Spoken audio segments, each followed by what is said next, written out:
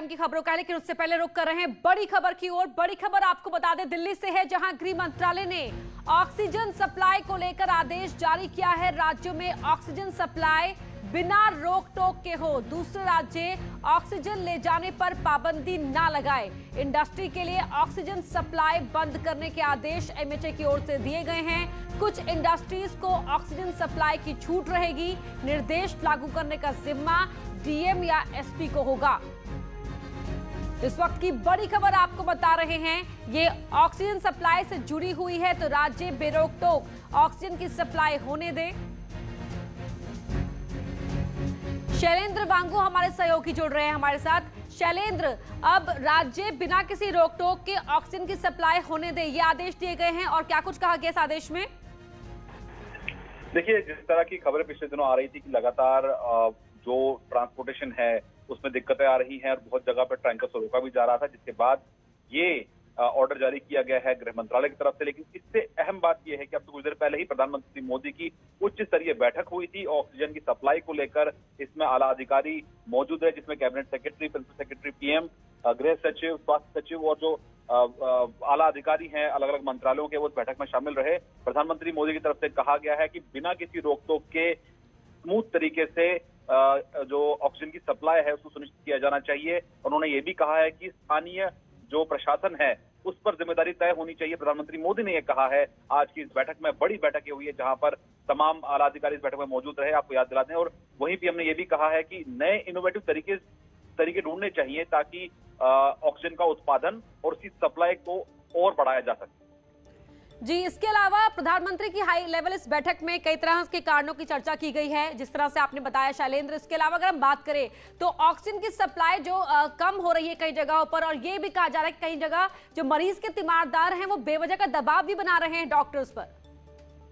देखिए, ऐसी बहुत से चीजें सामने आ रही हैं जहां पर ऑक्सीजन सप्लाई के चलते बहुत बार हॉस्पिटल एडमिनिस्ट्रेशन परेशान हुई है। कल ही हमने देखा कि दिल्ली में भी एक हॉस्पिटल की जो चेन है वो दिल्ली हाईकोर्ट पहुंची थी, जिसके बाद हाईकोर्ट की तरफ से भी ये कहा गया कि ऑक्सीजन सप्लाई को सुनिश्चित किया जाना चाहिए।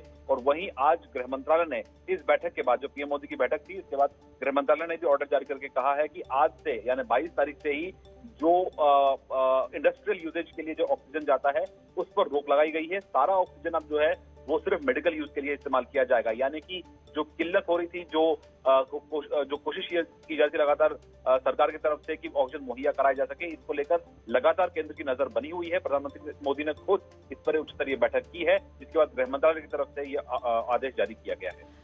शैलेंद्र, बहुत बहुत धन्यवाद आपका इस पूरी जानकारी के लिए। तो प्रधानमंत्री की इस हाई लेवल बैठक के बाद ये निर्देश दिए गए हैं कि ऑक्सीजन की सप्लाई अलग अलग राज्यों में बेरोक टोक हो जाए। कुछ इंडस्ट्रीज को छोड़कर बाकी इंडस्ट्रीज को फिलहाल ऑक्सीजन की सप्लाई नहीं करने के आदेश दिए गए हैं।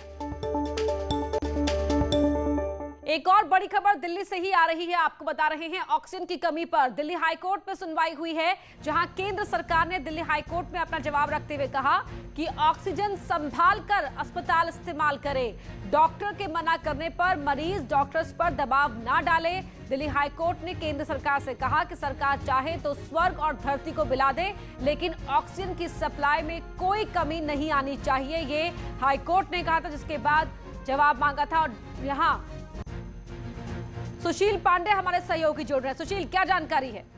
हाँ जी, देखिए, वरना साफ तौर से दिल्ली हाईकोर्ट इस पूरे मामले की सुनवाई कर रहा है। हालांकि सुनवाई के दौरान केंद्र सरकार की तरफ से ये बताया गया है कि किस तरह ऑक्सीजन की व्यवस्था कराई जा रही है दिल्ली के लिए, लेकिन दिल्ली सरकार की तरफ से ये बताया गया है कि अभी भी पर्याप्त मात्रा में ऑक्सीजन नहीं मिल रहा है। और इसी बीच एक और अस्पताल दिल्ली हाईकोर्ट का दरवाजा खटखटाया है, सरोज अस्पताल रोहड़ी का, जिसने ये कहा है कि उसके यहाँ जो ऑक्सीजन की सप्लाई होनी चाहिए वो लगभग खत्म होने वाली है और 3 घंटे का ऑक्सीजन ही बचा है। इस पर दिल्ली हाईकोर्ट ने केंद्र सरकार को आड़े हाथ लिया और ये कहा कि केंद्र सरकार के पास प्रॉपर अधिकार है और इस समय ये अवस्था है कि वो अपनी व्यवस्था और ताकत को दिखाए। और अगर केंद्र सरकार चाहे तो स्वर्ग और धरती एक कर सकता है, और अभी भी अवस्था वही ही है। और इसीलिए केंद्र सरकार को दिल्ली हाईकोर्ट ने आदेश दिया है कि दिल्ली को पर्याप्त मात्रा में ऑक्सीजन मिलना चाहिए। बहुत शुक्रिया सुशील आपका इस पूरी जानकारी के लिए।